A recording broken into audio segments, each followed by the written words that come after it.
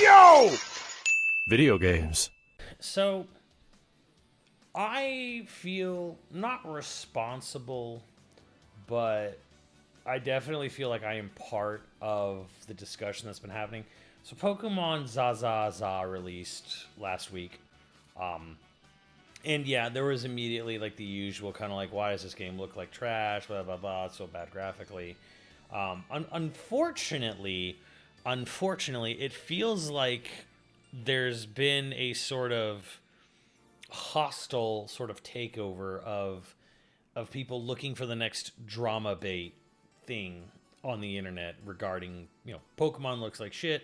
And I think a lot of this has to do with the fact that there was the Game Freak leak, and we found out that they don't spend a lot of money at all on the Pokemon games,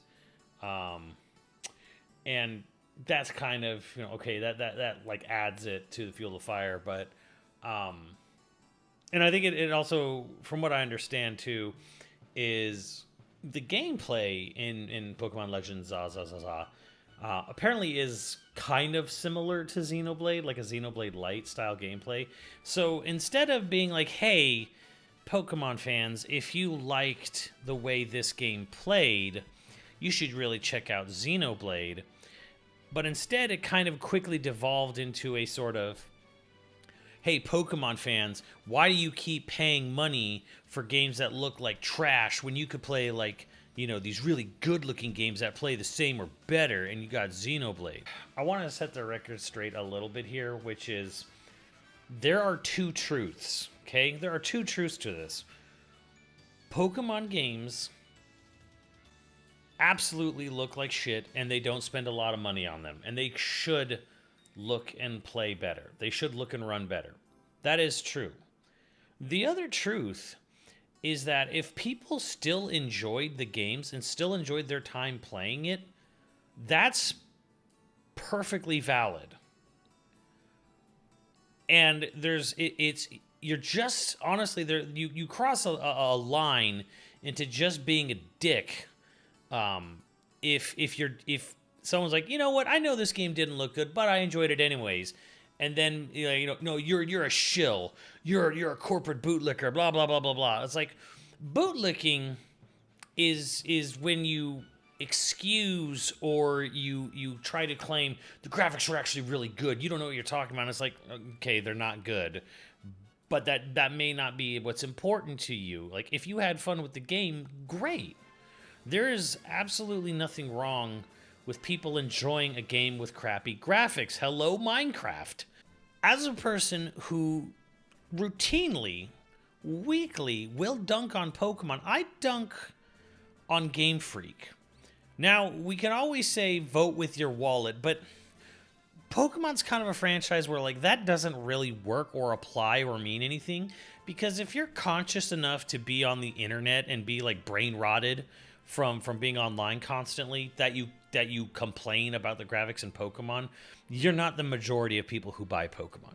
The majority of people who buy Pokemon are kids and parents, especially parents and family members for kids who enjoy it, and they don't really care because, again, they play Minecraft, they play Roblox, they'll play any $5 game on PC, or on most likely on the phone, and it doesn't faze them, and they have a good time, and it's fine. Again, I think they should be taken to task for a game that not only looked bad, but with Scarlet Violet in particular, played poorly, was buggy. Selling a broken game to kids is indefensible, is a bad look. But if you think like, the few million, 25 to 40-year-old adults who just sit there and play Pokemon all day, if you think they're going to make a dent if they stop buying Pokemon, they'll make a small dent. I'm not going to say they're not going to make no dent, but it's like, they're still not going to make enough of a dent to actually impact, like, oh, wow, I guess we should. And again, why is the onus on the paying customer to be better? I think Game Freak should, and from what we understand from what little we've seen into peaks inside the company, it's on them to sit there, look at what they make, and go, oh, wow, this thing could be better. You know, we shouldn't have to be the ones saying this. Like, it should just be a natural extension. Again, there are many franchises out there, especially made for kids in today's market, you know, that have, you know, nice graphics, voice acting, whatever. And Pokemon is still operating, you know, like it's 1997. But you know what? If it doesn't phase most of the paying customers, doesn't phase them. You know, Mario doesn't really do voice acting still. Zelda barely does voice acting at this point. So what I'm saying here is that, do I personally wish the Pokemon games would get their shit together? Absolutely. I absolutely wish they would get their shit together. And I also think that if people are just enjoying Pokemon, regardless of if it looks like butt, and it looks like butt, it does. Okay. We don't need to. I don't call for boycotts usually. I don't really like. I don't like telling people how to spend their money. I always feel icky about it. If you spend $70 on Pokemon Zazaza and you had a great time, cool. Don't let me be the one to tell you you are wrong to have had fun. Like, if you had fun, you had fun. I personally have not bought it. We're not playing it tonight because I don't own it, and I'm not buying it. And I don't think I would have a very good time. I might have a better time with Zazaza if it does play kind of like a Xenoblade game. But I have Xenoblade. And I'm very happy with Xenoblade. With Monolith Soft Monday in particular, my job is I want people to see and appreciate and be excited and buy Xenoblade games. Because Xenoblade games, I don't think, get anywhere near enough traction or sales that they deserve. They deserve so much more sales. They deserve to have so many more eyes and hands playing their games than they do. And really, I mean, if we want to get into the Xenoblade side, like, why isn't Xenoblade selling as well as Pokemon? And frankly, a little bit's on, I blame Nintendo a bit.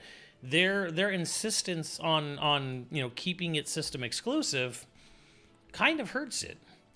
You know, I know there's a whole argument here, but like games like Xenoblade, like Astral Chain, like Bayonetta 2 and 3, like even Metroid, and frankly even Fire Emblem to an extent, they don't reach their sales potential because they're not on PC. I think a late, you know, years later PC port of Xenoblade would do well, and people would say that's against the nature of Nintendo. It's systems exclusives are what sell systems, and yes, it's true, but it's all, you know, what else is true is that Xenoblade has sold to 1% or less than the entire Switch user base. 1% or less. It was there in the opening year with Xenoblade 2, and it's their best-selling game, and it sold to 1.5%, maybe 1.5%. Maybe 2% at most. It sold to maybe, at the absolute maximum, Xenoblade 2 sold to 2% of the entire Switch user base in the entire course of its life. It's not doing anything. It's not bringing people to the system. It's not really enticing very many into it. You putting it on PC years later, especially now that the Switch 1 has effectively been sunset, or at least it's riding out into the sunset. Like Mario Kart, Zelda, Animal Crossing, Pokemon being exclusive to the Switch makes all the sense in the world because they bring in the sales. They bring in, you know, the user base. Xenoblade doesn't really bring in the user base. Bayonetta doesn't. Astral Chain doesn't. Metroid barely does. Like Metroid Dread maybe sold to like 2%. Again, 2% of the Switch's user base bought Metroid Dread. Just let that sink in. 2%. And then like less than 1% bought Metroid Prime Remastered. It just is what it is. So my thing is like, if you're a Pokemon fan and you don't know Xenoblade and you played Zazaza and people are like, hey, it's like Xenoblade, come enjoy Xenoblade. Just don't think, you know, let's not make this about like, you know, oh, this game has graphics, your game is puny, you know, virgin Pokemon with Chad Xenoblade over here. Just How about you just come, hey, come enjoy this awesome game that's also on the Switch. You know, like to me, that's we should be better than this. Again, I don't really think a lot of like. There's very few of us, because there's just very few people who played Xenoblade. But as far as the very few Xeno content creators that I know are out there, I don't think any of them are on the like, you know, Pokemon sucks, play a real man's game, play my Xenoblade. A lot of us are just like, hey man, you like this? Come check out Xenoblade, man. Just the people who are using Monolith Soft and Xenoblade as this sort of drama tube, this gotcha, this like, you know, anyone who defends Pokemon in the light of the greatness that look how good Xenoblade is, you are a bootlicking corporate shill. Chill, man. That just chill out. Because really, at the end of the day, enjoy what you enjoy. Like, if you have fun playing a Pokemon game that looks like butt, you have fun playing a Pokemon game that looks like butt. Like, Pokemon Gen 1 wasn't even the best-looking game on the Game Boy when it came out. It wasn't the worst, but it wasn't the best-looking game. But you know what? We didn't care. It still was good. It was still... We had a great time playing Gen 1. Granted, the gulf is now much wider between what is expected of a console versus, like, say, Gen 1. Gen 1 on Pokemon, you know, on Game Boy was like, okay, this is not the best looking game, but it's not far from the worst, where you can make an argument that, like, okay, the Pokemon games on Switch are really bad looking. Frankly, I'm just putting this out here right now. You like Pokemon, you like Sword and Shield, you like Scarlet Violet, you like Legends Arceus, you like Legends Zaza. Especially if you like Legends Zaza, come check out Xenoblade. I'm saying this as a Xenoblade aficionado, a Xenoblade streamer. If you like Pokemon, great. I personally, I don't play them, but I would love nothing more than for Pokemon to presentation-wise be on the level of Xenoblade. They clearly have the money to do it. There is the argument, yes, does Pokemon have the money to make it look as good as Xenoblade? Yes. Does Pokemon have the money to put as much into presentation, like orchestrations, voice acting, whatever? Yes. They have the money. Are they holding out on the game's budget? Yes, they are. But that doesn't mean you can't love it. Doesn't mean there's anything wrong with enjoying the game. But hey, maybe you might like Xenoblade as well. We've got a lot of crazy creatures in the game. There's no monster collecting, but it is beautiful. And it does play like Zaza, so hey, check it out. You might enjoy it. Would I enjoy Pokemon? Yeah, maybe. Maybe I would, but you know, maybe I'll wait. You know, I'll wait till maybe if Pokemon gets there, great. I will return to Pokemon because I truly think Pokemon is a great franchise. I think Pokemon, the idea of Pokemon is really cool. It's really fun. I think it deserves way more budget than it gets, and I think it deserves more development time than it gets. And again, there are two truths here. The games don't look good, and they don't get the budget they deserve, and they don't get the development time they always deserve. And the other harder truth is that the people at Monolith Soft are, frankly, a lot more talented than the people at Game Freak. That being said, if the gameplay, you know, if gameplay truly is king and you don't mind it and you don't mind how it looks, how it runs, whatever, and you still had a great time with it, great. There's nothing wrong with enjoying a game with bad graphics. Because all of Steam right now, all of the friend slop, all of the current indie darlings are all games that technically look bad. At least they're cheap, though. And that's one thing they got over Pokemon. I mean, we can make the argument that Pokemon is overcharging. Absolutely. Sure, we absolutely can, especially if they're not spending much on the development.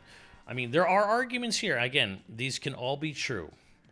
Like, you can play it in Pokemon and enjoyed it, and that is perfectly valid. And it's also true that it costs they're charging too much for what they're spending on it, and for how it looks, and for, you know, what you're getting, what have you. Again, two truths here. You know,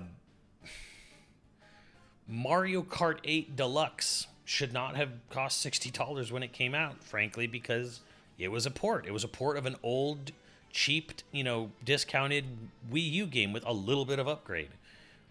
Donkey Kong Tropical Freeze cost more when it came out on Switch than it did when it came out day one on the Wii U. And when it did come out on Switch, it was $20 on the Wii U, brand new MSRP. Same with Pikmin 3 to Pikmin 3 Deluxe. Did Nintendo overcharge them for the Switch version? Absolutely. Absolutely did. But you know, sometimes you just whatever, you realize like it's Nintendo and it's not ever gonna go on sale anymore. So yeah, like we all buy games at times that we know we're paying too much for. And if you're very conscious, you know, about that, if you're very savvy, if you're very frugal, cool. Nothing wrong with that. Nothing wrong with not buying a game because you don't feel it's worth the value, and that's fine. But I don't like telling other people how to spend their money. I don't like shaming other people for spending their money however they do. If you like what you know, if you like what you play, if you like what you spend your money on, then it's your money. You know, the whole you know, oh, you're part of the problem with Pokemon. There's really it's a pointless endeavor to sort of like try to shame people into being, you know, oh, you're part of the problem because you support this. You know, you got to vote with your wallet. I'm like, you're not going to matter for Pokemon. It's not going to matter for Pokemon. It's not gonna, there are certain franchises that are that big, and frankly, most of its user base is in the 6 to 11 range. You're not voting with your wallet ain't going to do nothing. Even if every single one of you adults voted with your wallet, it ain't going to do enough. So just enjoy what you like, but we can be real. We can be real and we can be honest. We can be real and we can be honest about this. But we can also, you know, we can also acknowledge that, hey, some people don't mind, and it's okay. It is okay if people enjoy it. If it is okay to enjoy these games, these, you know, it is okay to enjoy a low presentation Pokemon game. It's okay for people to spend their money on it. It's not your money. And I really don't like the idea of trying to make a statement or trying to like shame people for purchasing a game that they like, even if they, you know, the only thing I would say is, again, let's just not be like we don't have to delude ourselves. You know, if you're a Pokemon fan, you don't have to delude yourself into thinking the game looks good. It doesn't. It don't. But if you enjoy it, cool. I don't like the character designs for most of the main cast in Xenoblade 2. There's a really good example to end this on. Everyone thinks, oh, you like Xenoblade, you can't, you know, I make an opinion on anything and people try to throw Xenoblade 2 back. I don't like the designs. I think Pyra and Mithra and Rex, I think they have terrible character designs. I think their costumes are trash. They are absolute garbo character designs. I love this game. The character designs look like shit for a lot of the main cast. I acknowledge that. I don't have to sit here and lie to you like, what a great character. No, it is some weirdo, horny, hentai looking character designs. It is. It fucking is. Do I like the game? Yes. The designs are kind of trash. You know, for like at least 3 of the main cast, and frankly, Nia's blade form looks kind of trashy too. Like, they are trashy looking designs. Love the game. There can be two truths. I can love Xenoblade 2, play it for hundreds of hours, and still sit there and tell you, like, yeah, but the designs are trash and the resolution on Switch 1 is really bad. Yep, all true. Handheld mode runs poorly. Yep, sure does. Again, two truths, man. Like, love the game. I can tell you all the reasons the game is great, but I can also sit here and tell you, are those you okay with those character designs? No, hell no. I'm not okay with them. I don't think they're good at all. Love the game though, and frankly, they kind of fixed it a little bit with Mithra. So yeah, like, just ending it out. Like, yes, I as a Xenoblade aficionado, as a Xenoblade evangelist here, you know, I'll sit here and tell you, like, does Xenoblade 2, you know, does it explain how the game is played? Are the tutorials good? No. What's up, Von Huxley? Does it explain? Is the tutorials good? No. Is the resolution good? No. Is the portable mode good? No. Are the character designs good? Do you like them? No. Love this game. My most played video games of my life. Love it. And all of that can be true at the same time. So when Pokemon fans are like, I really loved Pokemon Zazaza, or even I love Scarlet Violet, you know, if you could be there like, did you think the graphics were okay? No. Were the graphics good? No. Was the performance good? No. Was it bug free? No. But I loved it anyways. So if I can say that about Xenoblade 2, we can all accept Pokemon fans saying that about Pokemon. It's when it's the only difference is when someone's like, the graphics are great actually. No, they're not. No, they're not. They're not good. You don't have to defend every aspect of a game you love, because honestly, no game is flawless, no game is perfect. What's up, Uno Gumpa? We you know, again, two things can be true here. So that's all I'm gonna say. That's kind of what I wanted to say about that. And for those just kind of like drama farming, drama baiting, like, man, us Xenoblade, us actual few Xeno creators, let's all be better about this.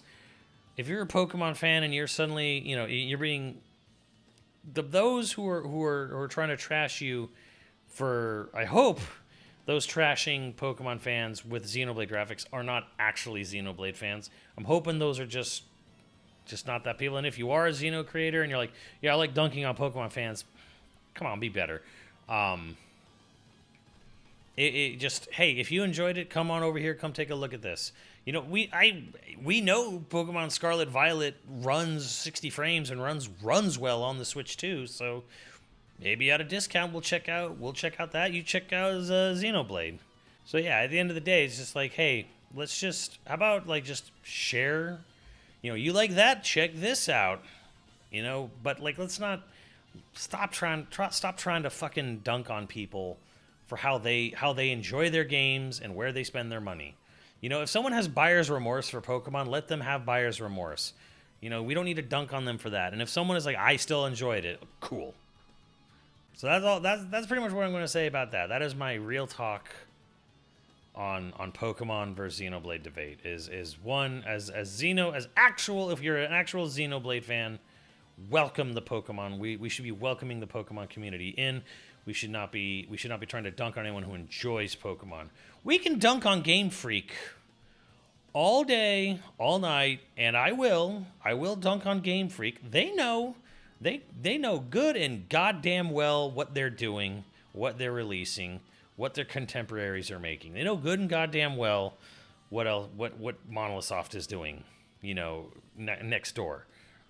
So we can dunk on Game Freak. We don't need to dunk on Pokemon fans. If someone enjoys their games, let them.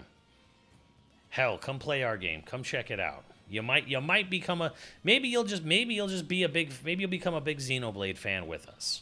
And that's all we really need. That's all anyone should really ask or want, is just enjoy more stuff.